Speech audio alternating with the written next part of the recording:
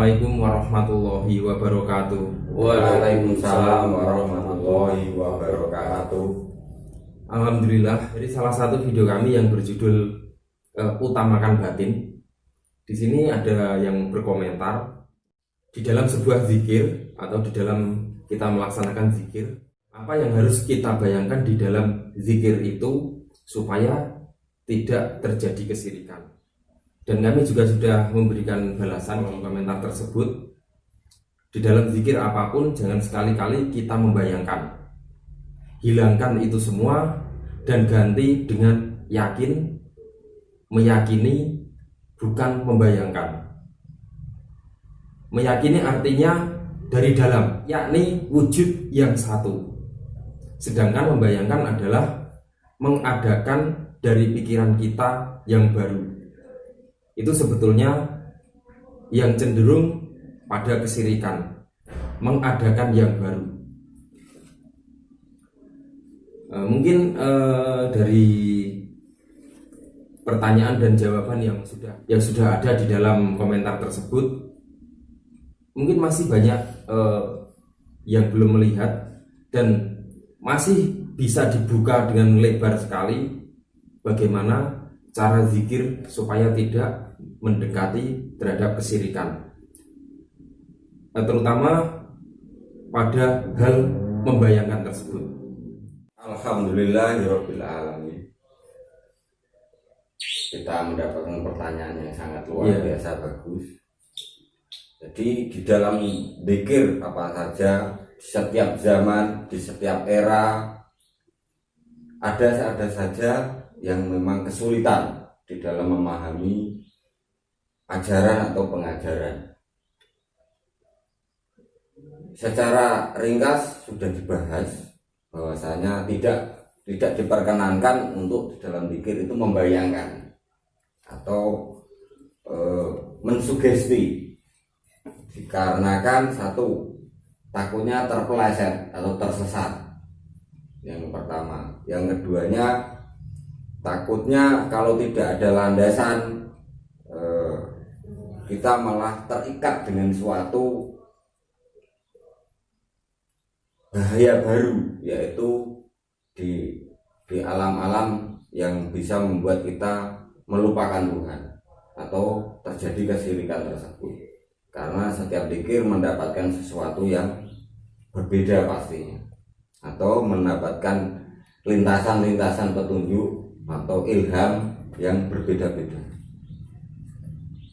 Ketika yang kita gunakan itu memang lahiriah, sudah pasti kalau kita satu tujuan dengan rasa kepada apa yang kita baca, kita yakini saja yang kita baca, tidak perlu membuat, mengadakan atau mematri di dalam pemikiran kita besarnya Tuhan atau Allahu Akbar, atau besarnya Tuhan itu bagaimana, atau pemikiran kita lari ke sana kemari.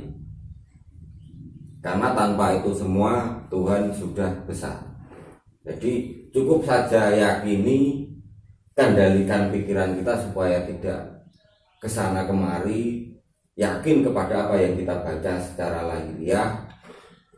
Kalau memang kita ikhlas menjalankan, konsisten terus menerus, tidak pakai hitungan, lalu dilanjut besoknya konsisten juga, pasti kita akan masuk ke ranah yang lebih dalam, yaitu hati kita terisi dengan kalimat atau sebuah bacaan tersebut.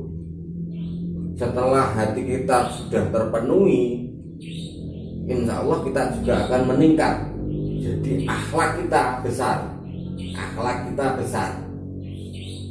Bukan zikir itu tidak hanya batasannya lahiriah hati, tapi masuk ke ranah akhlak, karena tujuan agama samawi khususnya, yaitu agama yang turun dari Tuhan, itu adalah menyempurnakan akhlak, dari akhlak yang pertama, kedua, sampai yang terakhir Islam atau keselamatan.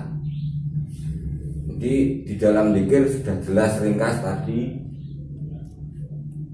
Kalau memang seorang awam tidak bisa langsung masuk ke ranah hati, itu susah memang. memang susah, karena secara orang Jawa sendiri, secara bahasanya ilmu torikoh atau tarekat atau ilmu hati itu khusus orang-orang yang sudah tua. Oh iya, jadi mohon maaf sebelumnya, Ya. saat kita membayangkan sesuatu di dalam zikir kita, apakah bayangan itu sangat membahayakan? Yang kedua, apakah bayangan-bayangan tersebut bisa terwujud menjadi sesuatu mungkin sir atau sebuah halusinasi atau sebuah hal yang akhirnya menjerumuskan atau membingungkan kita? Satu hal yang pasti dari sebuah bayangan atau pembayangan zikir itu, satu, ketika kita lakukan terus-menerus akan menjadi sebuah keyakinan tersendiri. Semakin kuat dari bayangan itu ya. Nah, kita akan yakini terus karena setiap zikir kita membayangkan, mendapat pembayangan itu mewujud dan suatu saat akan nyata. Jadi Suatu wujud saat akan yang kita bayangkan akan nyata. Karena satu, di dalam kehidupan kita manusia pasti memiliki yang namanya musuh atau musuh yang nyata, yaitu yang ada di luar diri kita adalah musuh-musuh yang nyata untuk lahiriah, dan musuh-musuh yang ada di dalam diri kita adalah nafsu kita sendiri, jadi atau syaiton. Jadi harus kita pahamkan bahwa membayangkan itu sangat membahayakan, menyeret diri kita yang bertujuan tadi murni menjadi tidak lagi murni karena suatu perumpamaan yang timbul dari ilham atau mimpi ataupun petunjuk-petunjuk yang terlihat dalam lintasan pikiran kita. Ya, terima kasih. Kemudian yang kedua, setelah kita membayangkan dan menurut keterangan tadi itu menjadi nyata dengan bayangan tersebut, di dalam seseorang yang suka dengan keilmuan mungkin dibayangkan sebuah kekuatan. Jika ini betul menjadi sebuah wujud dan mampu menolong kita, mampu membantu kita, bisa kita suruh atau bisa kita gunakan untuk menolong orang atau apakah ini sempurna kondisi sesuatu yang kita bayangkan dan menjadi wujud itu? Sesungguhnya kesempurnaan itu adalah miliknya Allah. Selama kita tidak mutlak menyatu, tidaklah sesuatu itu sempurna. Maaf, bagi pemula seperti saya, setiap berzikir itu kan pasti ada aja bayangan-bayangan, ya seperti pemikiran seharian atau apa, selalu ada bayangan-bayangan. Berarti belum fokus dalam zikir. Ya kalau dikatakan fokus atau tidaknya kurang paham, tapi ya kalau dibilang fokus ya fokus, tapi tetap aja bayangan itu muncul. Kita selalu membayangkan kalau pemula. Terus itu maksudnya cara menghilangkan bayangan itu, Suatu pemahaman itu akan menghilangkan suatu bayangan. Apabila Allah itu tidak jelas alias tidak bisa dimengerti, di dalam sifatnya kan sangat jelas sekali. Allahu Akbar, Allah Maha Besar. Sudahlah, tidak bisa dibayangkan kembali, tidak perlu dibayangkan kembali. Hingga kalau kita membayangkan justru malah akan timbul sesuatu yang baru, yang bukan asli dari Tuhan, yang akan menyeret kita atau keyakinan kita pada ranah kesyirikan, dan suatu penyeretan itu akan menjadi nyata apabila dijalankan terus-menerus, dan kenyataan itu akan muncul menghantui dirinya. Karena satu, kita memiliki musuh. Yang kedua, kita selalu memang diuji. Jadi musuh dan ujian itu akan menyertai zikir kita. Ketika kita salah mengambil jalan, yaitu selalu membayangkan, pastinya tujuan itu tidak sampai, karena salah satu yang harus jadi dasar adalah iman. Sedangkan iman di dalam video kita sudah jelas, yaitu akhlak. Jadi bukanlah yang kita muluk-mulukan atau kita sugestikan, melainkan bagaimana zikir itu menjadi sebuah perilaku atau akhlak yang baik dari belas kasih yang terbaca dari bacaan. Kalau kita memang membacanya Allahu Akbar, pastinya dengan itu kita menjadi manusia yang besar hati, besar jiwa kita, besar di dalam menghadapi masalah, bukan untuk menunjukkan kebesaran kekuatan kita.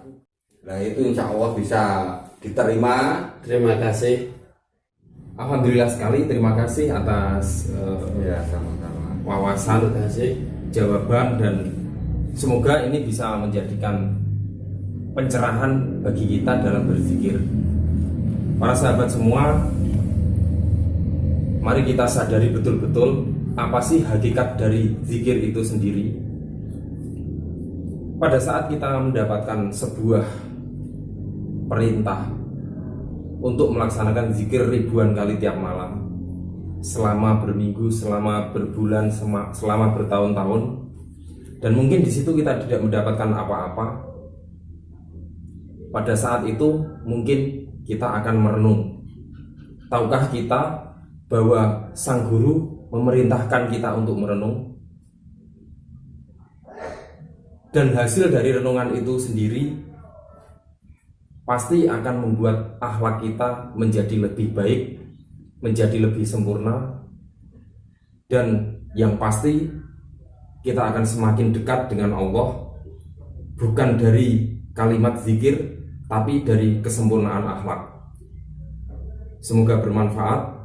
Allahu a'lam bishawab. Wassalamualaikum warahmatullahi wabarakatuh. Waalaikumsalam warahmatullahi wabarakatuh.